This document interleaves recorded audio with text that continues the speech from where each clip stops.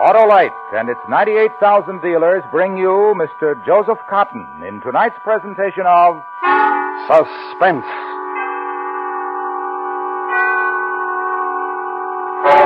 "100 years ago this week, a group of brave men risked their lives in a desperate effort to save their fellow men. Tonight, Autolite honors this centennial with a dramatic recreation of their attempted Arctic rescue. Our star, Mr. Joseph Cotton.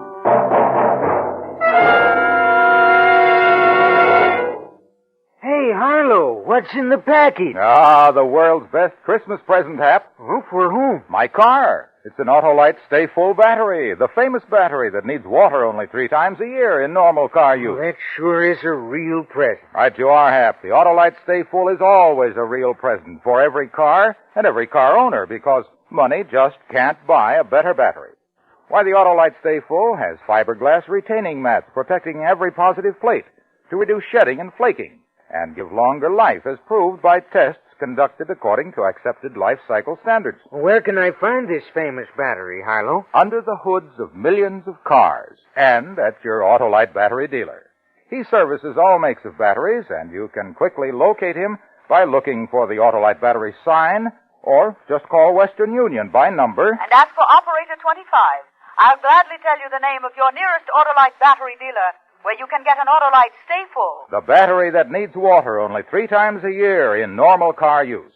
And remember, from bumper to tail light, you're always right with Autolite. And now, Autolite presents a dramatic recreation of Arctic Rescue, starring Joseph Cotton, hoping once again to keep you in suspense.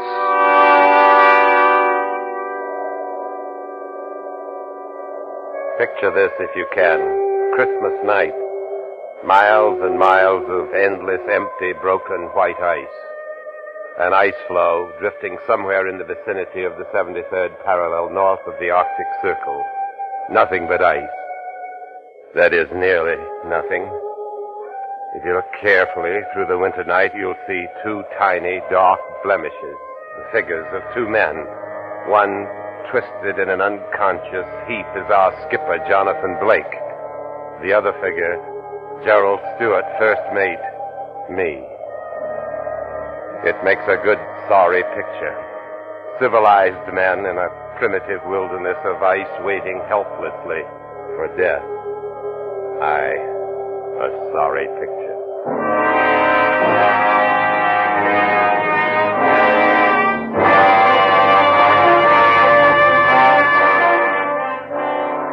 It's a far different picture you'd have seen if you'd been a part of the excited crowd standing at the battery on the New York waterfront on a June morning, the year 1852.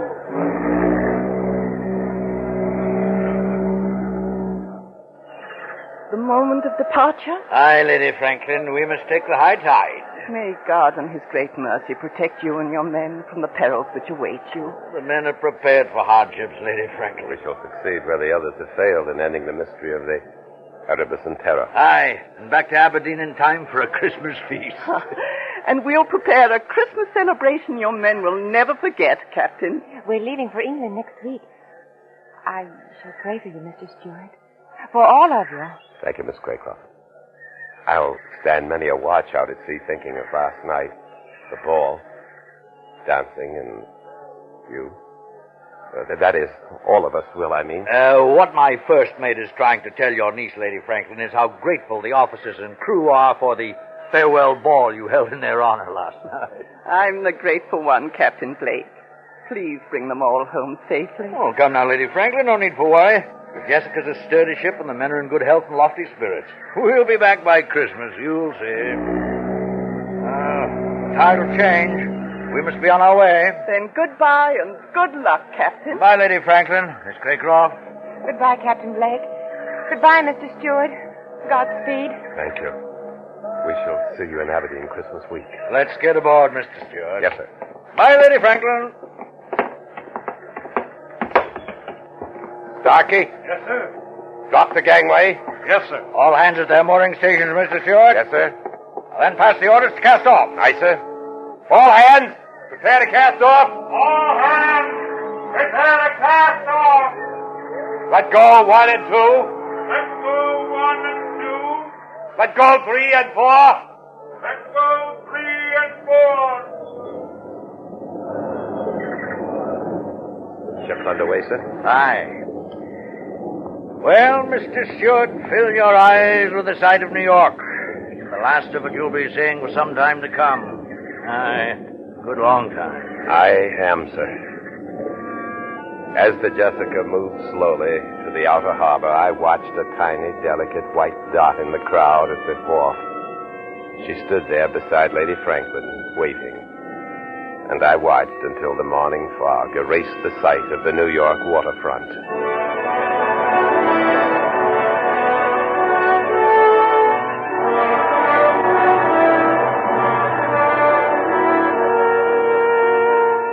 Aside from the ship's log, I've decided to keep a running account of this voyage. This account will be transferred to a watertight jar and thrown into the currents should any sudden disaster occur.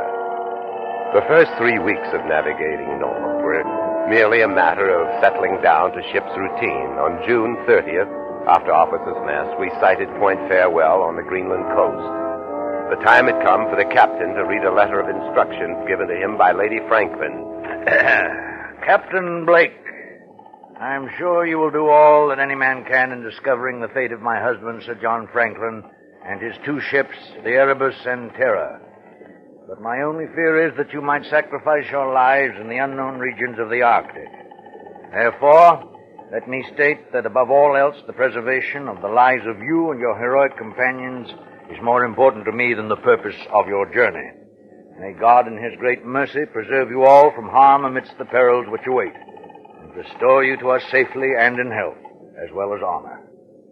Your sincere and attached friend, Jane Franklin. Well, these are the only written instructions I have, gentlemen. Now then, Mr. Stewart, the map, please. Yes, sir. Well, there it is, gentlemen, the most recent Admiralty map of the Arctic regions that we are approaching. It's almost completely blank. Aye, Mr. Halliday, thousands of miles of uncharted wilderness. And somewhere in that frozen tundra, Sir John Franklin and his men vanished. Aye. Our search will begin tomorrow when we drop anchor in Godhab. We'll pick up our ice pilot, Mr. Patrick Hansen, some additional supplies, and then make for the Arctic Circle. Arctic Circle? Sounds like the edge of the world, eh, Stewart? A little frightening, too. You frightened? Mr. Halliday, if I were you, I'd respect Mr. Stewart's fear for what lies before us. Captain, I was just thinking. If Franklin was looking for the Northwest Passage, he'd probably make an approach through, here. Through Lancaster Sound. Ah. Then he must have passed Ponds Bay, here. And according to our information, they're Eskimos at Ponds Bay. They might have seen his ship enter Lancaster Sound. If they did, then we'll have something to go by. I hope Mr. Hansen understands the Eskimo dialects. They can tell us much. I don't see how we can cover all this territory and get back by Christmas, Captain. We have no choice, Mr. Stewart. If we get caught beyond the Arctic Circle after the summer months, we may never get back. Never? Aye. In the winter, the seas are covered with great ice floes. And once a ship is frozen in those latitudes, it'll stay there until the summer thaw. You can't imagine the horrors we'd endure in an Arctic winter, Mr. Halliday. I suppose not. Franklin and his men were probably frozen in for the winter. And they were never heard from again. Exactly. Well, that'll give you a brief idea of what we're in for, gentlemen. We'll know more after Mr. Hansen comes aboard. Any questions? I have nothing but questions, Captain. I wish I had the answers, Stewart.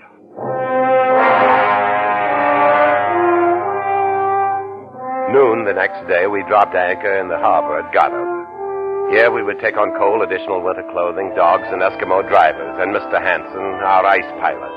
Godhab was nothing more than a few huts of the Baffin Bay Trading Company, and as we prepared to go ashore, a longboat suddenly appeared alongside.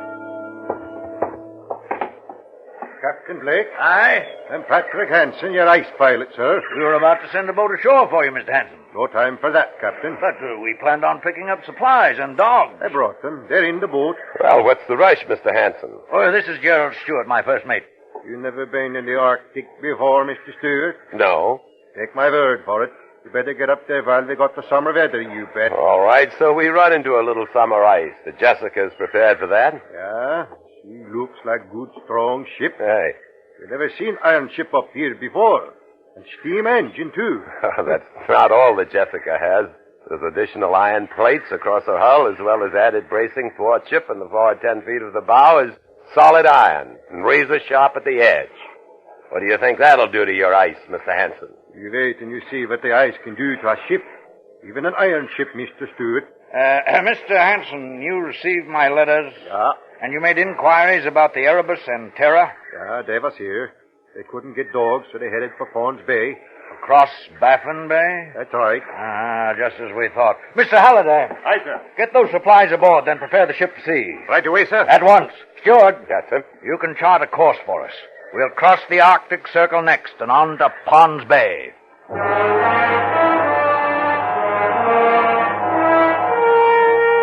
We set a north by northwest course, leaving the last outpost of civilization behind us, and crossed the great Baffin Bay. On July 4th, we crossed the Arctic Circle without ceremony. Then we had ice freezing on deck and in the rigging. A day later, we saw our first floating iceberg. For this time of year, we should not have seen either one.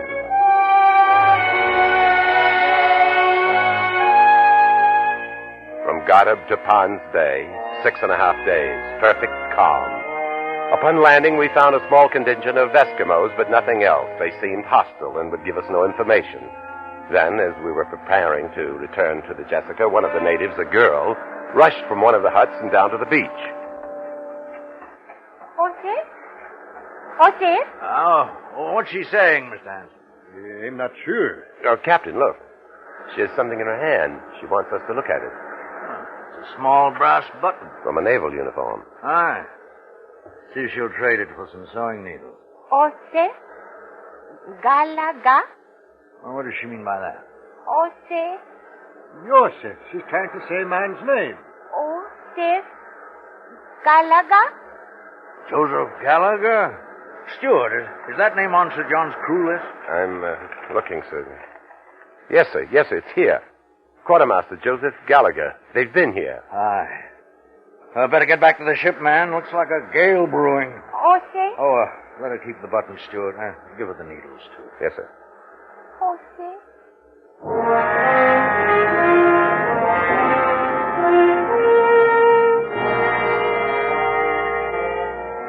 After leaving Pond's Bay, 2 months passed without incident. Then we entered Lancaster Sound and approached the scarcely charted islands along Barrow Strait. There we encountered great mountains of floating ice, and we had only a few hours of twilight each day.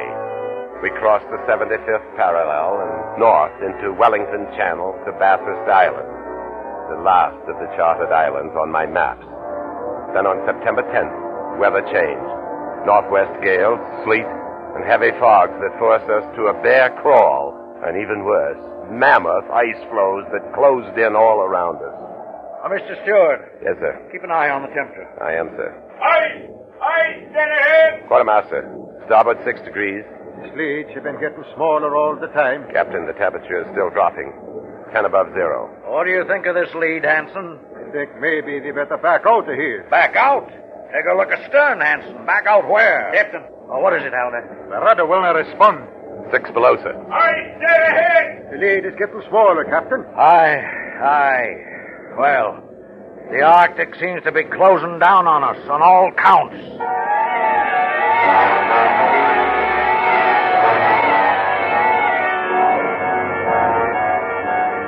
The walls of the lead moved in closer until a man could jump to the ice from either side of the ship. And then the Jessica was cutting through the ice, making her own lead, but slowly we lost speed.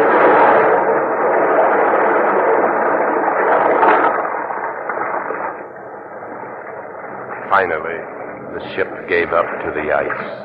He's frozen in now. Aye. Stop engines, Mr. Stewart. Yes, sir.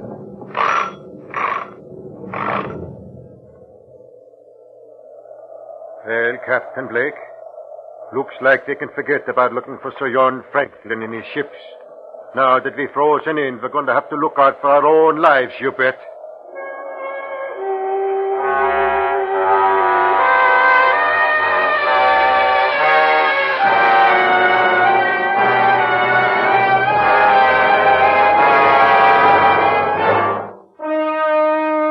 Autolite is bringing you Mr. Joseph Cotton in Arctic Rescue, tonight's presentation in radio's outstanding theater of thrills, Suspense.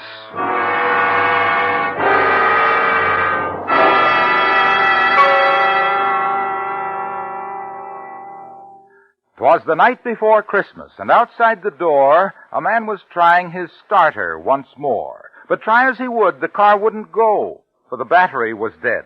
Out of water, you know. That man should have had an Autolite stay-full battery, Harlow. Right you are, Hap. There's the battery that needs water only 3 times a year in normal car use. Because the Autolite Stay Full has over 3 times the liquid reserve of batteries without Stay Full features. And, in addition, it has fiberglass retaining mats protecting every positive plate to reduce shedding and flaking and give longer life, as proved by tests conducted according to accepted life cycle standards. Money just can't buy a better battery. So, friends, see your nearest Autolite battery dealer. He services all makes of batteries, and he has an Autolite Stay Full for your car if a replacement is needed. Just call Western Union by number and ask for Operator 25. And I'll tell you where you can get an Autolite Stay Full battery. The battery that needs water only 3 times a year in normal car use. And remember, from bumper to tail light, you're always right with Autolite. And now, Autolite brings back to our Hollywood soundstage Mr. Joseph Cotton in Elliot Lewis's production of Arctic Rescue, a true story well calculated to keep you in suspense. September 10th, 1852. Unless a miracle occurred, we were frozen in the Arctic for the rest of the winter months. A sea of ice surrounded us, and the ship took on a starboard list from the pressure of the floe. Rations were cut in food, water, and coal consumption. Furious gales came and went, and there were more freezing temperatures, often as low as 35 below. The doctor was a busy man. Nearly all hands suffered from frostbite, many from gangrene.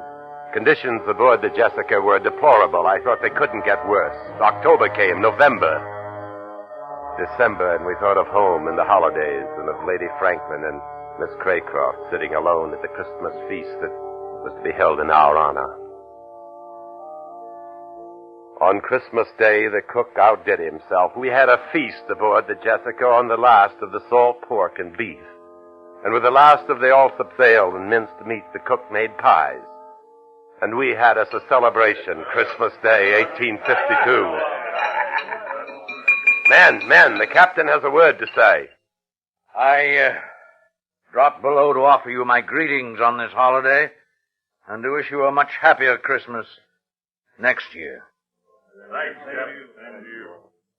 Silent night, holy night, all is calm, all is bright.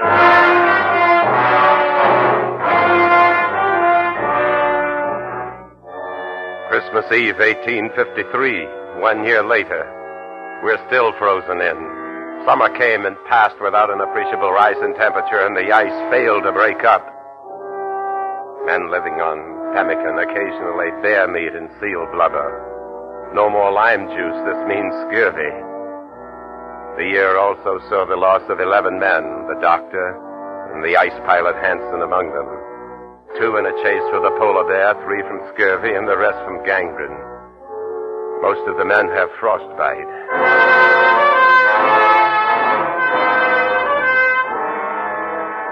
Our second Christmas in the Arctic.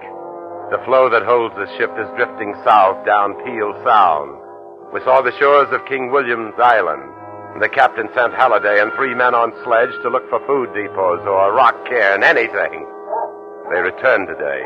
Where'd you find it, Halliday? In a cairn. We also found empty pemmican cans and bits of ship's timber. Stuart, listen to this. It was written by Franklin himself. 1851, latitude 69 degrees, longitude 98 degrees west. HMS Terror sank when ice broke. Erebus still frozen in. Beset since April 12th, 1850. We are deserting the Erebus. attempting overland march to Back's Fish River, to Hudson's Bay. If unheard from when this found, we must be considered lost. Sir John Franklin, Captain HMS Erebus. We've found what we came for. Aye. They're all dead. Aye. If something doesn't happen pretty soon, we'll be dead, too. Makes for a very Merry Christmas, Captain. Captain. I hear it. It's the ice. Breaking. How long do you think our iron plates will last against this, Captain? Great cracks opened in the ice, and then out of the water through the openings another great mountain of ice would rise. Great slabs that would have been 100 yards wide, shattered, upended, and sank into the churning water. All around us, great jagged fingers of ice crashed down. All hands abandon ship! Stuart, get your chops. We're going out on the ice, too. Yes, sir. I could feel the ship jarring loose under me, and suddenly the Jessica red sharply throwing me across the deck. The last sound in my ears was that of the Jessica tearing loose from the ice.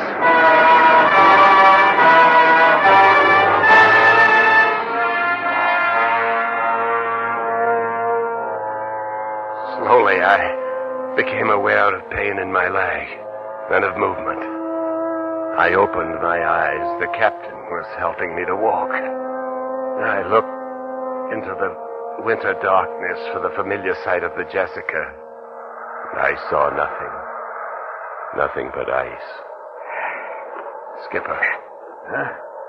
You feeling better, lad? What about the ship? Gone down. And the rest of the men? I don't know. Gone. The floe separated. Most of them were on the other side. Where are we walking to? I don't know. I don't know. We walked on and on, climbing jagged hummocks of ice and falling through thin spots. Legs got wet, froze. We beat the ice off, and we kept walking in circles through the Arctic night. Endless circles. We'll rest a bit. Let's rest. Sleep a bit in the ice. Warm, comforting ice. No, don't sleep. My eyes grew heavy. I craved sleep. But the sleep was to die. I was ready. In the sky over the horizon, a star. The night was overcast. There were no other stars, just one. Bright in the distance. I could see it. I stood. It was still there. A bright star over the horizon. Captain! Up! On your feet, Captain!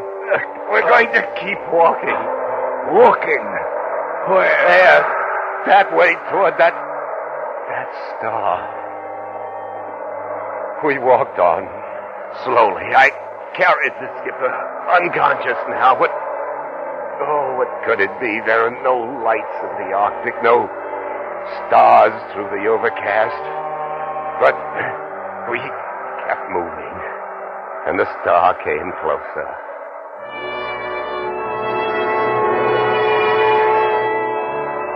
I couldn't believe what suddenly appeared.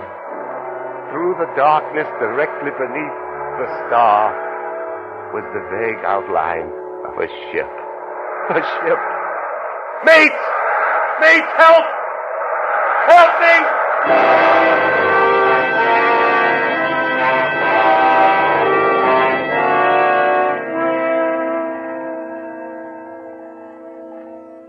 He's coming out of it.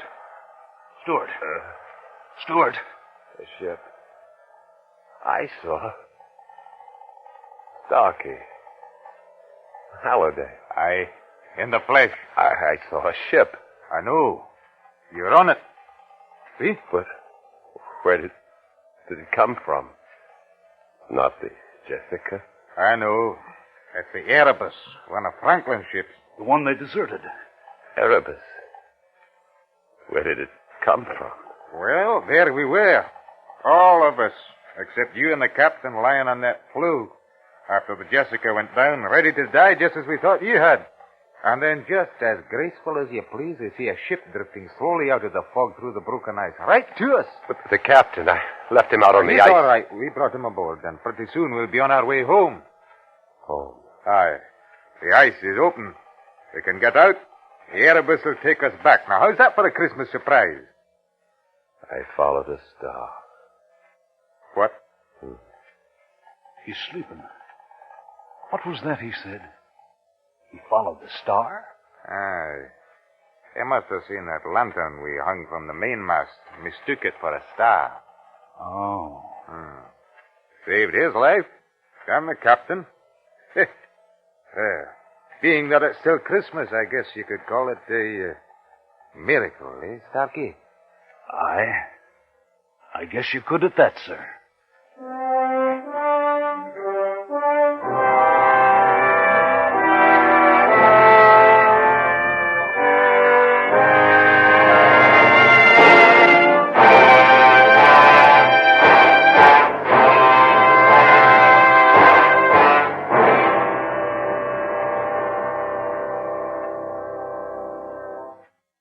Suspense, presented by Autolite. Tonight's star, Mr. Joseph Cotton. This is Harlow Wilcox speaking for Autolite, world's largest independent manufacturer of automotive electrical equipment. Autolite is proud to serve the greatest names in the industry. They are members of the Autolite family, as well as are the 98,000 Autolite distributors and dealers in the United States and thousands more in Canada and throughout the world. Our family also includes the nearly 30,000 men and women in 28 great Autolite plants from coast to coast and Autolite plants in many foreign countries, as well as the 18,000 people who have invested a portion of their savings in Autolite. Every Autolite product is backed by constant research and precision built to the highest standards of quality and performance. So remember, from bumper to tail light, you're always right with Autolite.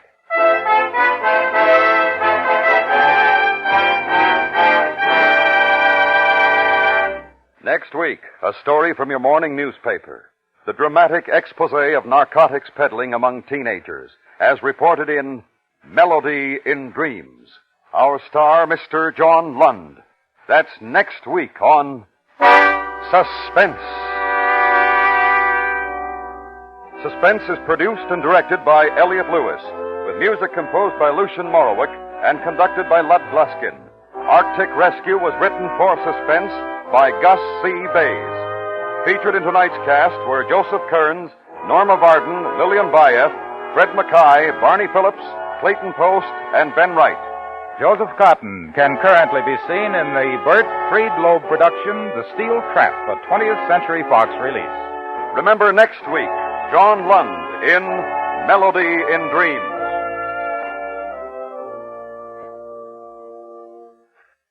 8 million Americans are suffering from arthritis or rheumatism. Recent medical discoveries have given these people hope of cure from this crippling disease. You can help make this hope a reality by mailing a contribution to Arthritis, care of your local postmaster. Friends, on behalf of the entire Autolite family and all of us on Suspense, this is Harlow Wilcox wishing all of you a very Merry Christmas. Good night. This is the CBS Radio Network.